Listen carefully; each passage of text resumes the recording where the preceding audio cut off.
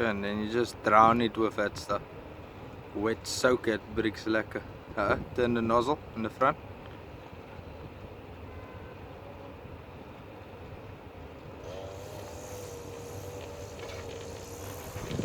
You just turn it a bit. Just turn that orange thing in the front.